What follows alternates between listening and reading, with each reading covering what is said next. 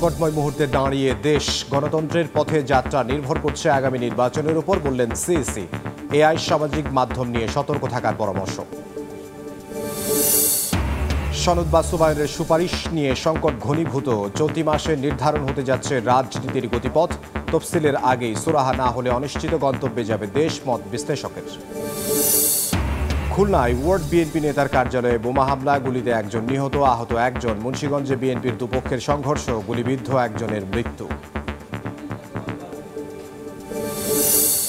Bearing pad দুর্ঘটনার পেছনে মেট্রোর নকশায় ত্রুটি, ঠিকমতো কাজ বুঝে না নেওয়া সহ বিভিন্ন কারণ দেখছে ডিএমটিসিএল। নিশ্চিত হওয়া যাবে তদন্তের পর। এবং এক নামে সিম সংখ্যা 10 থেকে 7-এ কমানোর উদ্যোগ বিটিআরসির। সংযোগ বন্ধ হবে 4.25 কোটি। বছরে 2000 কোটি টাকা রাজস্ব বঞ্চিত হবে সরকার, দাবি অপারেটরদের।